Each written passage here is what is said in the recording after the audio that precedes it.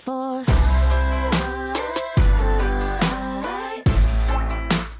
I know what I'm looking for.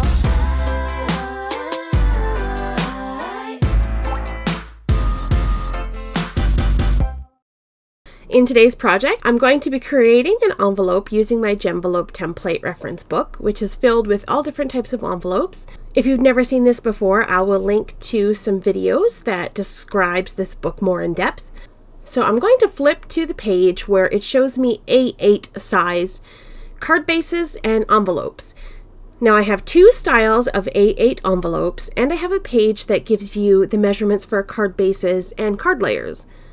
For today, I'm going to make an A8 policy style envelope, which is a top folding style envelope.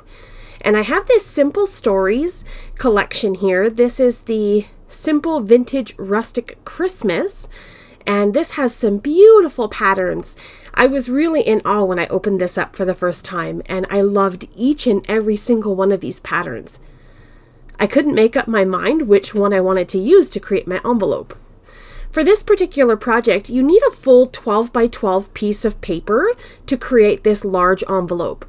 So I just flipped through all of them and took a good look at each of the designs until I settled on the pattern that I wanted to use. For this particular envelope, using those big 12 by 12 scrapbook layout style pages, this is perfect for that. Typically, you couldn't use that on a card. You would have to use it on a scrapbook.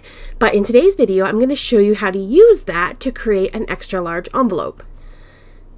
So I flipped through all of these. This whole collection, it's full of cut aparts, and there's a full sticker sheet, and just tons and tons of inspiration and ideas crossed my mind while flipping through this. Then I settle on this beautiful piece with Santa. So I'm going to pull out my paper trimmer and I'm going to get to work here. First off, I'm going to cut off that branding strip, and I want to make sure that this pattern is exactly 12 by 12 inches. Sometimes paper companies give you just a little bit extra, but this one is pretty close to exactly 12 by 12. So I just cut off that little strip, and I'm going to pull in my scoreboard and take a peek at my template, which is going to tell me all of the steps that I'm going to need to make. So first we're going to start with the scoring. We have our page size at 12 by 12 inches. And then first we're going to score at 3 inches and then 8¼ inches. And then we're going to rotate the paper and we'll score at 1 inch and then 10 inches. So starting with my pattern upright, the way that I want my envelope to finish, I want to make sure that it's upright. I'll make my first score at 3 inches, and then my second score at 8¾ inches. I think I said a quarter earlier, but it's definitely 8¾ inches. And then I'm going to rotate my paper one turn to the left, making sure that my pattern is upright towards the left. And I'll make the next scores at 1 inch and 10 inch. And then we're going to go back to the template and take a look at the next steps. The template guide is telling me where I need to cut away. I need to cut away the 4 corners and make angle cuts into the bottom. So I'm going to go ahead and do that and follow along the score marks and cut away all 4 corners. And then also making an angle cut in that 1 inch piece that remains at the bottom. So this is what we should have. You can save these little strips here to create banners or ephemera. And then the next step, we're going to score all of the folds and apply adhesive. So I've got my paper laid out the same orientation as the template so that I can make sure to get the adhesive in the right spot. I'm going to grab my bone folder and I'm going to start by creasing all of these folds. Now, if you have a cardstock that tends to crack, I would advise scoring on the front and back of the cardstock. You don't have to press hard. You don't have to do it very firm. You can just score gently, and then you'll be able to avoid some of that cracking. I'll also show you a tip later on how to cover up some of that cracking. So I've got my creases all scored, and I'm going to apply adhesive to the right side and fold that over top of the left side. And then everything should line up nice and perfect in the center. I'll apply adhesive to that little bottom 1 inch flap and fold it over and burnish in the adhesive. And then there we go, our envelope is all complete. Now I had made an error when I scored, and I scored an extra score line by accident. Don't worry about this. I didn't show this part in the video. But I'm just going to cut this away because I didn't like that little flap covering Santa's face. So I'm going to trim off that extra little score, and then we'll just create a 1-inch closure for this envelope. I'll grab a corner rounder and I'm going to round the corners of the closure here just to make it look pretty. And then I'm also going to grab a circle punch, and I'm going to punch a little finger notch here into the top of this envelope. Because we have such a big envelope and card, we want a spot to be able to kind of grab and pull that card out. So I'm just inserting my circle punch on the center here and creating a little notch, and then my envelope flap will still fold over nicely and I can adhere it shut if I want to. Or if you have any of those cool wax seals or stickers, you can use those to close up your envelope. Alright, so the envelope is complete. This just turned out so beautiful. And now you'll take a look here and you'll see I've got a little bit of white core sticking out from that cardstock. So I grabbed this Simon Says Stamp Merlot ink. This is a dye-based ink and it's a similar color to my paper. So I'm just rubbing that ink pad all along the edges of my envelope. And it'll cover up any of that white area showing from the cardstock.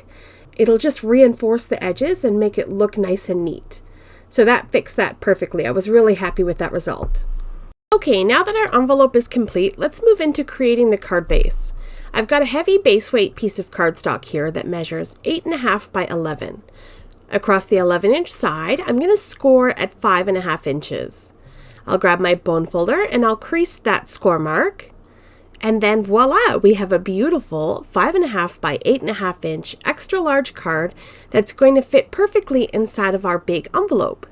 So I just want to check here to make sure it fits nicely. And there we go. All right, so next step we're going to do is decorate this card using some more of that beautiful pattern paper. So I've gone ahead and selected another one of those extra large images from that pattern paper. And I really liked this Santa, and it's almost like a junk journal style feel, like a little ephemera style layout. It looks really cool. So I'm just trimming this piece down because I want that Santa to be on my card, and initially I cut it down to 5.5 inches, and then I ended up trimming it down more so I could create a border around the Santa. So my final measurement of my Santa ends up being 8.5 inches by 4.25 inches. So I'm going to adhere him down into the center of my card base, leaving a little bit of space on the left and the right. And then I'm going to add a few little 1/4-inch strips of black cardstock just to give it a little bit of a pop. So I'm just trimming out pieces that measure, I think, around 1/4 inch, maybe a little bit less. 1/4 inch by 8.5 inches. I'm just eyeballing here. I'm just using my trimmer to try to get even straight cuts. So once I'm happy with that, I'm going to start adhering things down. So I'm going to adhere my Santa down. I'm going to apply my adhesive to my card base. This way I get my Santa stuck down, and then I can cut off any of the excess. And then I'm just take some scissors and cut off that little extra that's hanging over the top and the bottom. And now next I'm going to use some liquid adhesive. I'm going to run a bead of adhesive down either side of my pattern so that my black cardstock will be able to adhere down, and I'll be able to wiggle it a little bit just to make sure it gets lined up right in beside that pattern paper. And I'll just press that into place, making sure that everything is nice and straight, and wipe away any excess glue with my fingers. And I'll do that to both sides. So I'll just run my fingers over, make sure everything is adhered nice and good. And then I'm happy with that result. Next, I'm going to pull in some red foil cardstock. I felt like it could use a little bit of shine. I really like that black cardstock. It helps that image to sort of pop up, like it has a little bit of dimension. But I wanted a little bit of extra shine to this project. So I grabbed some red mirror cardstock that I have in my stash, and I'm going to cut off a few little strips the same size as the black strips, just a little bit less than 1/4 inch. And then I'm going to apply my liquid adhesive in the same fashion and run that mirror cardstock down beside the black strip. I like that little bit of extra that mirror cardstock gives. It creates some shimmer and shine where everything else is sort of dull and vintage looking with that nice beautiful pop of red. So once that was done, I decided to add some Tonic Studios shimmer pen to any of the fur and Santa's beard and his eyes.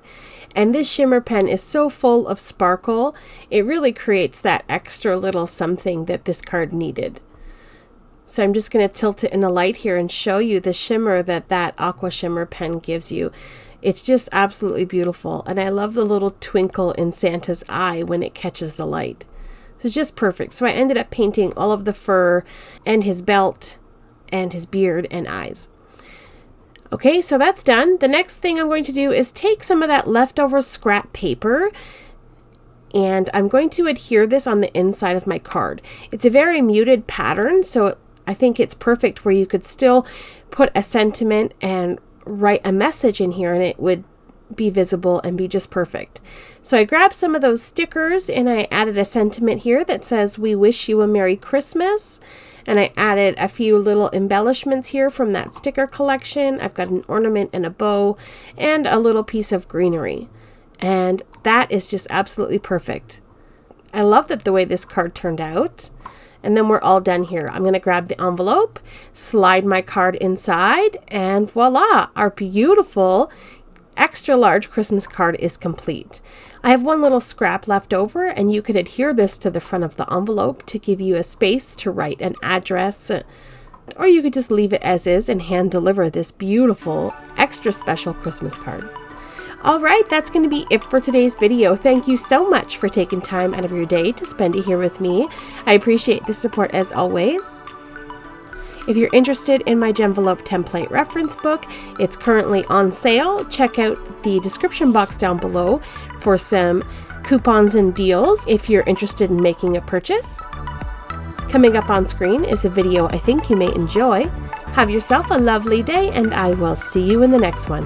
Bye!